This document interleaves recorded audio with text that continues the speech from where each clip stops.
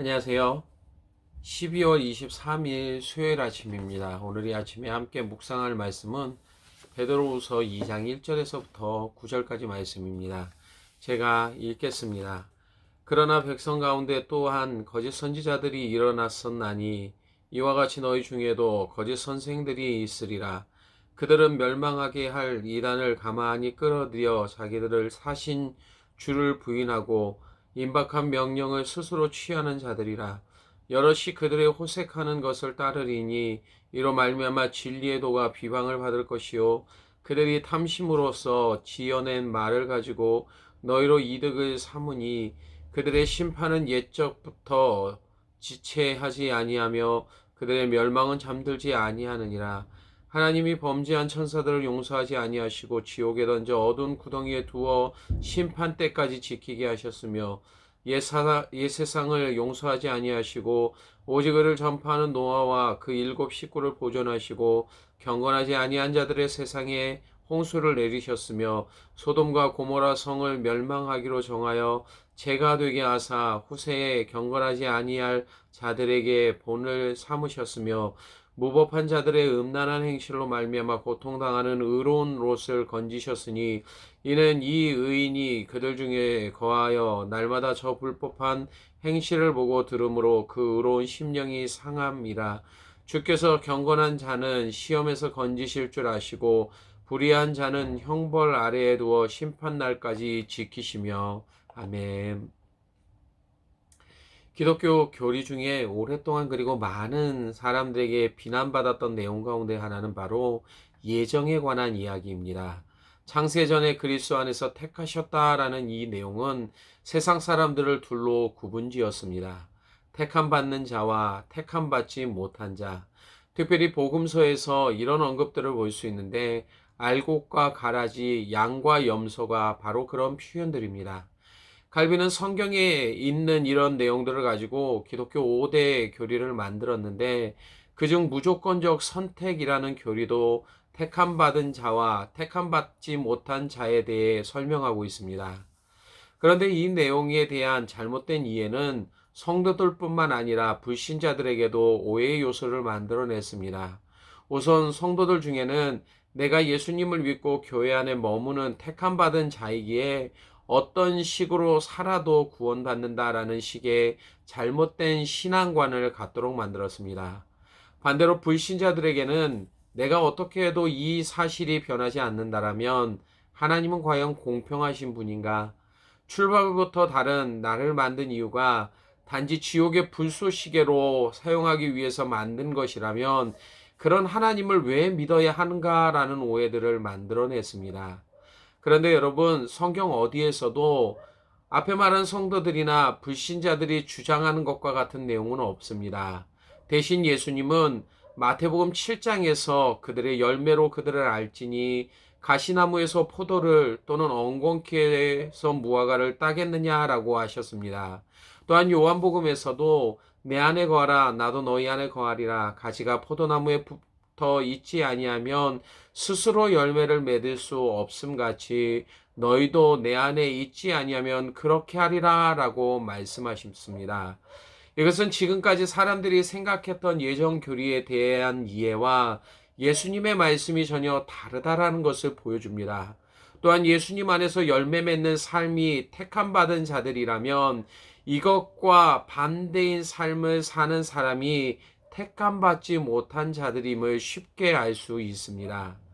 오늘 베드로는 우리에게 택함 받지 못한 자들이 가지고 있는 모습이 무엇인지를 구체적으로 밝히고 있습니다.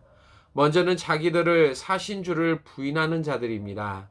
1절에서 사셨다라는 표현은 한 사람이 마트에서 물건을 구입하는 것처럼 값을 지불했기에 판매자에게서 구매자에게로 소유권이 이전되는 것을 말합니다. 이것은 예수님이 십자가에서 대속의 값을 지불하심으로 이루어졌습니다. 이 땅의 모든 사람들을 위한 그분의 죽으심으로 하나님이 우리 모두의 주인 되셨고 우리들 모두는 그분의 소유물이 되었습니다. 그리고 마땅히 이 땅의 모든 사람들은 그래서 하나님만을 높이고 경배해야만 합니다. 그런 분을 부인하는 자들이라면 택함받지 못한 자들입니다. 본문에서 거짓 선지자들, 거짓 선생들이 그랬습니다. 또한 그들의 거짓에 미혹된 사람들의 모습이기도 했습니다. 부인하다라는 말은 어린 아기가 자기의 욕구가 채워지지 않아서 싫어, 싫어라고 하는 의미의 표현이 아닙니다. 아직 이해가 되지 않아 지금은 하나님을 인정할 수 없지만 인정할 때가 있을 거라라는 말도 아닙니다. 이 말 속에는 공격적인 의미가 담겨져 있습니다. 치명적인 말과 부도덕함을 통해 자신뿐만 아니라 사람들로 하여금 하나님과 예수님에게서 떠나도록 하는 행동이 담겨진 말입니다. 이런 자들은 시대마다 있었습니다. 본문에서 말하는 노아 시대에도 소돔과 고모라의 사람들이 그랬습니다. 심지어 공생의 기간에 이 땅에서 사역하시는 예수님을 비난하는 바리새인도 그렇게 했습니다. 바알세불의 힘을 입어 귀신을 쫓아낸다. 먹기를 탐하고 포도주를 즐기는 사람이요 세리와 죄인의 친구로다. 바리새인들이 예수님을 향해 했던 말이었습니다. 그들은 예수님의 신적 권위를 무너뜨리기 위해 그리고 사람들로 하여금 예수님을 믿지 못하도록 하기 위해 이런 말을 했습니다. 이것이 택함받지 못한 사람들의 모습입니다. 그렇다면 우리들은 지금 어떤 모습을 하고 있습니까? 우리는 과연 어디에 속한 사람들입니까? 전에도 말씀드렸지만 언제나 우리는 자신에게 매우 관대합니다. 다른 사람에게 날카로운 기준을 들이대면서도 나 자신에게는 무딘 기준을 적용합니다. 그러면서 나에게는 아무런 문제가 없다라는 결론을 얻어냅니다. 정말 나에게는 아무런 문제가 없을까요? 사도 요한은 요한일서 4장 15절에 누구든지 예수를 하나님의 아들이라 시인하면 하나님이 그의 안에 거하시고 그도 하나님 안에 거하느니라 라고 말합니다. 요한은 택함받은 자의 특징으로 시인하다라는 말을 사용하고 있습니다. 특별히 본절에서 시인하다라는 이 말은 함께 말하다라는 의미입니다. 주님이 말씀하신 것을 나 또한 말하는 것입니다. 그분이 우리에게 주신 모든 진리의 말씀을 아멘으로 화답하고 그 안에 거하는 것입니다. 이 안에는 단 하나의 부정도 부인도 없습니다. 왜냐하면 하나님만이 참되시기 때문입니다. 그분의 참되심을 인정하고 그분이 주신 말씀을 의지하여 날마다 입으로 이 사실을 고백하고 따르는 자만이 택함을 받은 사람입니다. 그분에 대한 단 하나의 부정도 없어야 한다라는 말에 주목하십시오.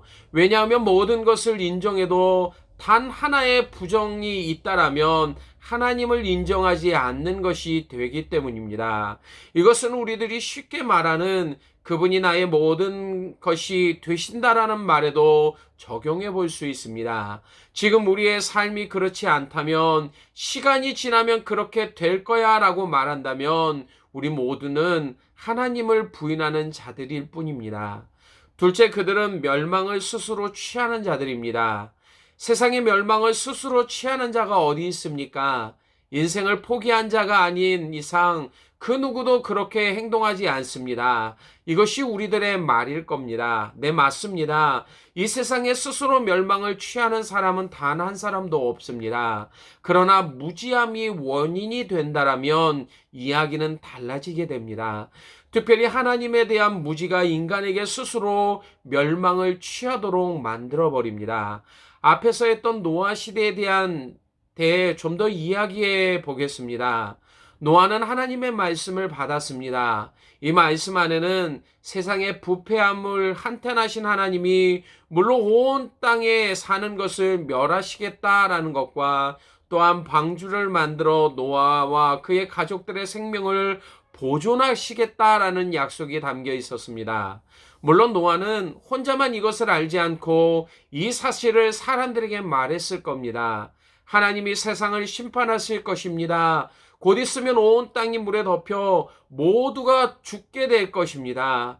또한 노아가 만들고 있었던 방주가 사람들로 하여금 그가 말하는 것에 대한 증거로 보여졌을 것입니다. 그러나 그들의 행동이 어땠습니까?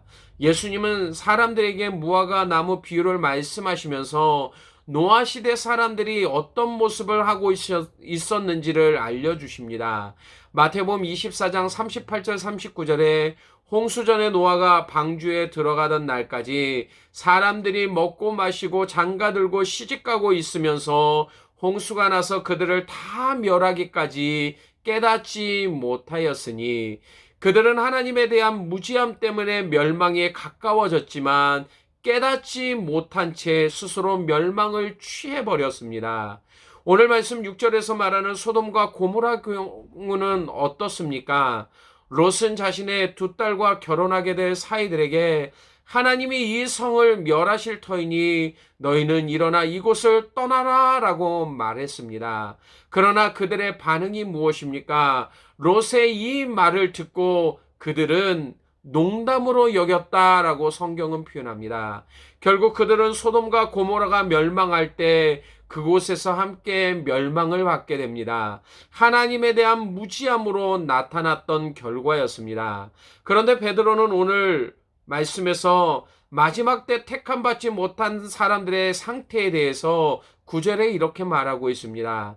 주께서 경건한 자는 시험에서 건지실 줄 아시고 불의한 자는 형벌 아래에 두어 심판날까지 지키시며, 불의한 자는 형벌 아래에 있게 됩니다. 그것도 심판날까지 그렇게 됩니다. 그런데도 이 사람들은 자신이 당한 형벌이 무엇인지를 깨닫지 못하는 것 같습니다. 형벌 아래에 있는데도 영적 무지함 때문에 아무것도 느끼지 못하는 무감각함에 빠져 있었습니다.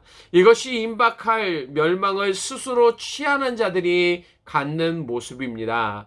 하나님은 세상에 택함을 받은 자와 택함 받지 못한 자를 구별해 두셨습니다. 그러나 우리들은 누가 택함을 받았는지 받지 않았는지 알 수 없습니다.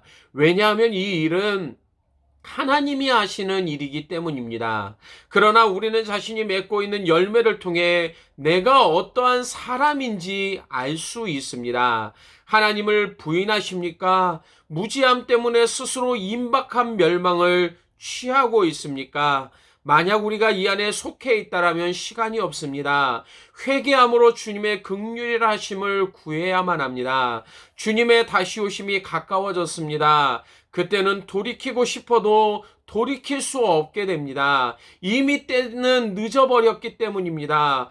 또한 우리들이 받게 될 형벌은 이미 정해져 있습니다. 우리의 의와 행위를 자랑하지 마십시다. 대신 하나님만을 바라보며 그분만을 자랑할 수 있기를 바랍니다. 예레미야 9장 24절에 자랑하는 자는 이것으로 자랑할지니 곧 명철하여 나를 아는 것과 나 여호와는 사랑과 정의와 공의를 땅에 행하는 자인 줄을 깨닫는 것이니라. 이것이 우리들의 신앙의 고백이 되어지기를 원합니다. 오늘도 이러한 삶 가운데서 하나님 한 분만을 알고 그분이 행하시는 일들을 통해 하나님만이 놀라운 구원의 소망이심을 깨닫고 인정할 수 있는 그러한 믿음의 삶을 살아가는 베들교회 모든 성도들이 되시기를 주님의 이름으로 간절히 축원합니다. 기도하겠습니다. 아버지 하나님, 오늘도 주신 말씀을 통하여서 우리는 과연 주님 앞에 어떠한 인생을 살아가고 있는 자들인지를 보게 하여 주심을 감사를 드립니다. 하나님을 부인하는 자들, 또한 스스로 멸망을 취하는 자들이 택감을 받지 못한 자들이라 라고 말씀하시는데, 하나님, 우리의 삶은 이와 동일한 삶을 살아가고 있지 않은지 오늘 말씀을 통해 다시 한번 점검할 수 있도록 은혜를 허락하여 주시길 원합니다. 아버지 하나님, 날마다 우리의 삶을 통해 하나님을 인정하게 하시고 날마다 무지함이 아닌 하나님의 말씀을 깨닫는 영적인 지혜를 통하여 우리에게 행하신 하나님의 놀라운 능력과 우리의 삶 가운데 이루시고자 하시는 하나님의 그 계획들을 믿음의 눈으로 바라보게 하시고 신실하게 그 삶을 붙들며 이 땅에 살아갈 수 있는 복된 성도들 다 될 수 있도록 주님께서 함께하여 주시기를 원합니다. 오늘도 이러한 은혜를 우리의 삶 속에 허락하여 주시기를 간절히 원하오며 예수님 이름으로 기도드리옵나이다. 아멘.